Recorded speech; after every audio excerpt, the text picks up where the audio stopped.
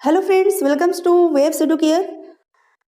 आप सभी का वेलकम है, स्वागत है हमारे चैनल में। आज हम लोग डिस्कस करेंगे 51 टू 75 तक क्वेश्चन, यानी कि 25 क्वेश्चन डिस्कस करेंगे।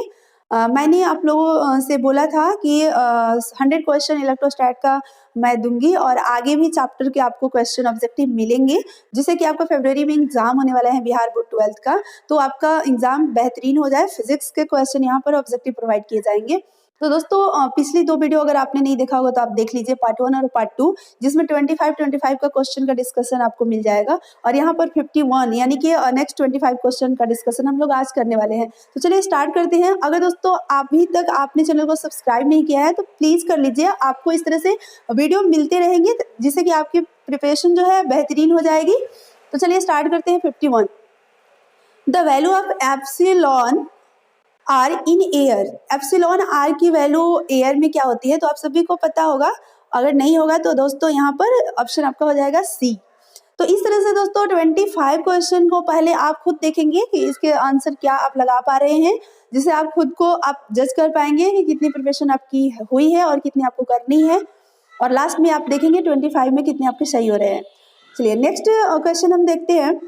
Question number 52, 1 coulomb is equal to, 1 coulomb equal to कितने होते हैं, यानी कि मैंने पिछले वीडियो में मैं बताया था। आप अगर वीडियो नहीं देखे होंगे तो देख लीजिएगा प्लीज। अगर उस वीडियो को देखेंगे तो बहुत सारे चीज आपको क्लियर हो जाएंगे। 1 कूलम्ब यानी कूलम्ब जो है वो एसआई यूनिट है चार्ज का, और सीजियस यूनिट जो है वो ईएसयू है। और ईएसयू का फुल फॉर्म भी मैंने बताया था पिछले वीडियो में। तो दोस्तों 1 कूलम्ब इज इक्वल टू यहाँ पर आपका हो जाएगा ऑप्शन ए 3 × 10⁻⁹ ईएसयू। पिछली वीडियो में भी हमने बताया था। नेक्स्ट क्वेश्चन चलते हैं 53, the value of force acting on a charge particle in electric field. और यूनिट चार्ज आप देखे होंगे इलेक्ट्रिक फील्ड का डेफिनेशन। तो यहाँ से E इक्वल टू आपको F/Q, तो F इक्वल टू यहाँ से आप क्रॉस मल्टीप्लिकेशन करेंगे तो QE। तो आपका ऑप्शन हो जाएगा ए। 53 का आपका ऑप्शन हो जाएगा A. Next question 54, the dimensional representation of epsilon not will be. पिछले वीडियो में आपको एप्सिलॉन नॉट का आपको एसआई यूनिट बताया गया था और यहाँ पर डायमेंशन की बात हो रही है। तो दोस्तों एसआई यूनिट अगर पता है तो आप डायमेंशन भी फाइंड कर सकते हैं। जैसे पिछले वीडियो में हमने बताया था KG inverse 1, M inverse 3, S power 4 इस सेकेंड टाइम के लिए, और ये आपका हो जाएगा करंट के लिए A2। तो इससे आप अगर डायमेंशन निकालना चाहे तो निकाल सकते हैं। केजी यानी मास, मास का यूनिट है, तो मास का डायमेंशन m इनवर्स 1। ये मीटर लेंथ का डायमेंशन है, तो लेंथ का हो जाएगा आपका l इनवर्स 3। और ये टाइम का है, तो टाइम के लिए आपका हो जाएगा t, सेकेंड टाइम का ऐसा यूनिट है, तो डायमेंशन हो जाएगा t पावर 4, और इसका डायमेंशन भी यही रहेगा। तो ये आप देख लीजिए आपका ऑप्शन कौन सा आ रहा है। ये ऑप्शन आपका हो जाएगा बी। इस प्रकार से नेक्स्ट क्वेश्चन देखते हैं 55, when placed in a uniform field dipole experience. अगर यूनिफॉर्म फील्ड में डाइपोल को रखते हैं तो उस पर क्या लगेंगे, फोर्स लगेंगे, नेट फोर्स लगेंगे, टॉर्क लगेंगे, या फोर्स टॉर्क दोनों लगेंगे, या फोर्स टॉर्क दोनों में से कोई नहीं लगेंगे। तो दोस्तों पिछली वीडियो में भी हमने बताया था कि यूनिफॉर्म इलेक्ट्रिक फील्ड में अगर हम डाइपोल को रखते हैं तो डाइपोल पर इक्वल एंड अपोजिट नेचर के 2 फोर्स लगते हैं, QE, जो कि ये डाइपोल को रोटेट कराने में हेल्प करते हैं। इनकी वजह से डाइपोल रोटेट होते हैं यूनिफॉर्म इलेक्ट्रिक फील्ड में। तो नेट फोर्स की अगर मैं बात करूं तो नेट फोर्स 0 हो जाता है, तो यानी नेट फोर्स इन पर नहीं लगता है। पिछला क्वेश्चन पिछले वीडियो में आप देखे होंगे, तो ये होगा। यहाँ पर आपसे पूछा जा रहा है कि अगर रखेंगे तो एक्सपीरियंस करेगा, फोर्स एक्सपीरियंस करेगा, या टॉर्क करेगा, या दोनों करेगा, या दोनों में से कोई नहीं करेगा। तो टॉर्क एक्सपीरियंस करेगा, ऑप्शन आपका हो जाएगा B. Next question 56, a parrot comes and sit on a bear height power line it will, यानी एक कोई बर्ड्स पैरट है और आकर के बेयर हाई पावर लाइन पर बैठ जाता है, तो क्या होगा, experience mild shock, experience strong shock, get killed instantaneously, मतलब कि वो जैसे ही बैठेगा और मर जाएगा, नॉट बी अफेक्टेड प्रैक्टिकली, या कोई उस पर अफेक्ट नहीं होगा। तो आपने देखा होगा ऐसे भी कि जो हाई पावर लाइन होते हैं उन पे बहुत सारे पैरट है या पक्षी है, बर्ड्स है, वो बैठते हैं लेकिन उनको कुछ होता नहीं है। इसमें से ऑप्शन आपका हो जाएगा डी। दोस्तों यहाँ पर ऑप्शन आपका हो जाएगा डी, यानी कोई भी अफेक्ट नहीं होगा। Next question, the SI unit of electric dipole moment. Electric dipole moment का फॉर्मूला अगर आपको पता है तो SI यूनिट भी आप निकाल सकते हैं, P = Q × 2L। अगर पीछे के वीडियो आप देखेंगे तो बहुत सारे आंसर इस वीडियो में आप खुद से दे पाएंगे, इसलिए आप पीछे के वीडियो अगर नहीं देखे हैं तो पहले उस वीडियो को आप देख लीजिए, तब आप इस वीडियो को देखें तो आप मैक्सिमम क्वेश्चन का आंसर दे पाएंगे। Q यानी चार्ज हो गया, चार्ज का कूलम्ब, और ये 2L क्या है, लेंथ, तो लेंथ का मीटर।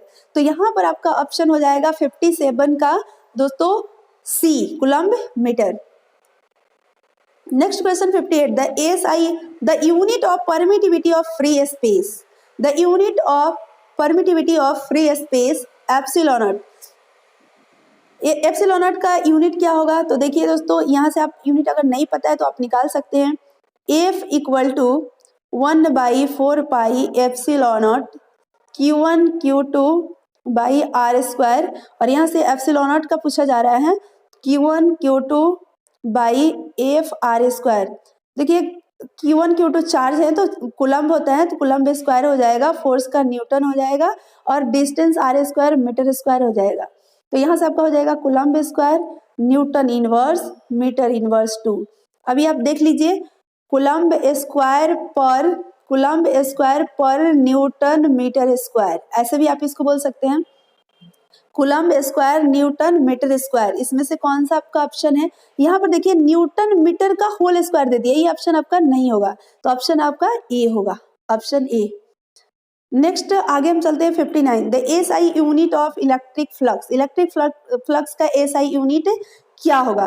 दोस्तों आप SI यूनिट आप पढ़े होंगे, SI यूनिट यानी कि फ्लक्स का, अगर नहीं पढ़े होंगे तो इस तरह से फॉर्मूला अगर आपको याद होगा तो आप फाइंड कर सकते हैं। Flux phi = ES electric field into S cross section area. तो यहाँ से आपका इलेक्ट्रिक फील्ड की अगर मैं बात करूँ तो V/L हो जाएगा, इलेक्ट्रिक फील्ड इंटू जो फ्लक्स होता है वो होता है electric field into cross section area.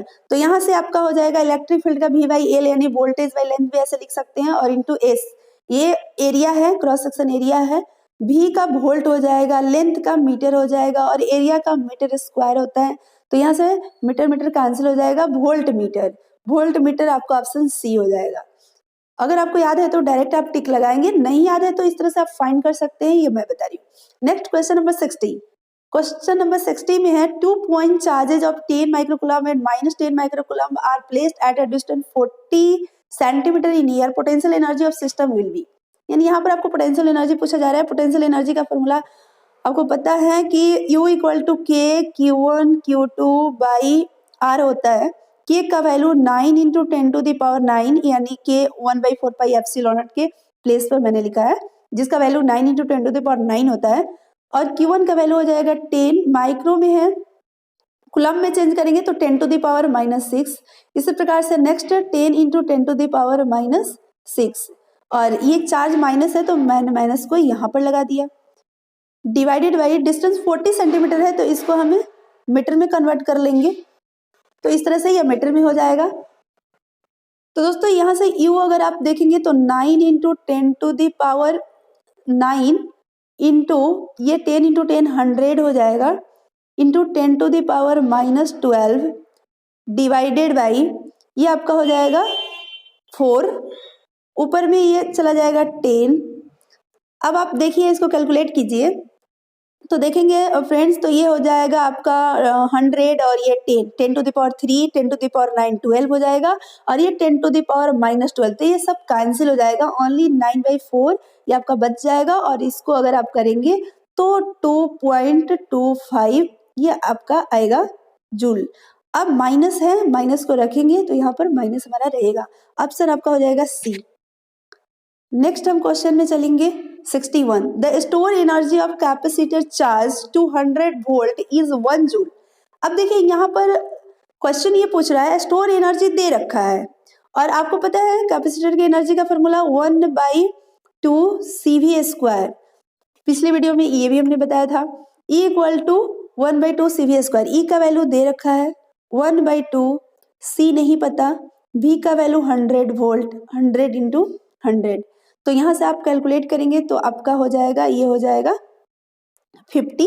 C = हो जाएगा 1/5000 यानी 0.2 × -3, इसको आप लिख सकते हैं 2 into 10⁻⁻4 farad capacitance, 2 into 10⁻⁻4 farad, option B.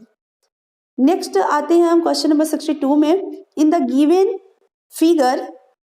The figure given below the equivalent capacitance between A and B is, यानी ये फिगर को आप देखिए, इसमें इक्विवेलेंट कैपेसिटेंस आपको निकालना है। तो बहुत सिंपल है, ये दोनों पैरेलल में है, पैरेलल में हम सिंपली ऐड करेंगे तो 3 to 5 हो जाएगा, 5 माइक्रोफैराड हो जाएगा, C1 + C2 कर देंगे तो ये 5 माइक्रोफैराड हो जाएगा। 5 माइक्रोफैराड 4 माइक्रोफैराड, ये हो गया सीरीज में। तो सीरीज में हम जब इक्विवेलेंट निकालते हैं तो इस प्रकार से निकालते हैं, 1/C1 5, 1/C2 4, ये आपका हो जाएगा 20, ये हो जाएगा आपका 4, ये 5, यानी 9/20, बट 1/C इक्विवेलेंट अगर हम निकालेंगे तो ये 20/9, ऑप्शन ए हो जाएगा। नेक्स्ट क्वेश्चन देखते हैं, which of the following value of n is not possible in relation Q = n e. अब देखिए जो चार्ज हम लोग पढ़े हैं Q = एनी, ये जो नंबर है हमेशा इंटीजर, पॉजिटिव इंटीजर होता है, यानी कि पॉजिटिव इंटीजर नेगेटिव इंटीजर हो सकता है, बट ये हमेशा इंटीजर होता है। एन चार्ज हमेशा integral multiple of electronic charge होता है, यानी हमेशा ये इंटीग्रल मल्टीपल में रहेगा, मीन्स कि कभी ये फ्रैक्शन में नहीं होगा, रूट में नहीं होगा। तो कहीं ना कहीं आप देखेंगे तो ये सब होल है, होल, ये आपका ऑप्शन सी है। Permittivity epsilon r of a medium के लिए एप्सिलॉन आर का वैल्यू क्या होगा, तो यहाँ पर आप देख सकते हैं एप्सिलॉन आर जो होता है वो होता है एप्सिलॉन/एप्सिलॉन नॉट, क्योंकि एप्सिलॉन जो होता है epsilon naught into epsilon r होता है, तो यहाँ से आप एप्सिलॉन आर निकाल सकते हैं, तो आपका ऑप्शन हो जाएगा ए। 64 का आपका ऑप्शन हो जाएगा ए। नेक्स्ट देखते हैं 65, surface density of charge is equal to, तो ये पिछली वीडियो में भी था, तो इसको आप देख सकते हैं। नेक्स्ट यहाँ पर ऑप्शन हो जाएगा टोटल चार्ज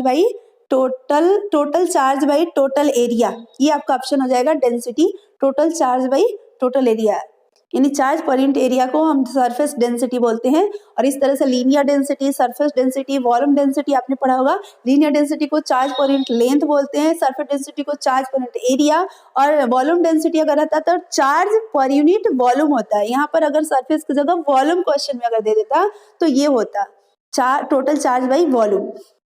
तो दोस्तों इस प्रकार से क्वेश्चन चेंज भी हो सकता है, लैंग्वेज चेंज होगा तो आपका ऑप्शन चेंज हो जाएगा, तो आपको ध्यान देने की जरूरत है। Next the SI unit of intensity of electric field का एसआई यूनिट तो आप सभी को पता है न्यूटन पर कूलम, ऑप्शन डी आपका हो जाएगा 66 का। Next 67, 1 volt is equal to 1 volt, देखिए V = W/Q ये होता है, यानी कि work done per unit charge, तो वर्क डन का जूल हो जाएगा और चार्ज का कूलम्ब हो जाएगा। तो यहाँ पर 1 वोल्ट की बात की जा रही है तो 1 जूल/1 कूलम्ब, यानी 1 जूल पर कूलम्ब, ऑप्शन आपका हो जाएगा 67 का B. Question number 68, the minimum amount of charge observe to so far is, ये minimum amount of charge observe to so far, इसमें से जो आपको बताना है कि मिनिमम अमाउंट ऑफ चार्ज 68 का ये आपका हो जाएगा 1.6 × 10⁻⁻19, सबसे कम ये होगा, क्योंकि देखिए यहाँ पर ये तो बहुत ज्यादा हो जाएगा 10⁻19, 1 कूलम भी ज्यादा है और ये 10⁻−13 है, अगर इससे भी अगर कम देखा जाए तो ये है सबसे, ये मिनिमम है, तो ऑप्शन हो जाएगा C. Next 69, the ratio of electric force between 2 electron to the gravitational force between them. अब देखिए यहाँ पर 2 इलेक्ट्रॉन के बीच इलेक्ट्रोस्टैटिक फोर्स और ग्रेविटेशनल फोर्स के बीच का रेशियो आपको फाइंड करना है, तो यहाँ पर आप फाइंड कर लेंगे, मैं बता देती हूँ कैसे फाइंड होगा।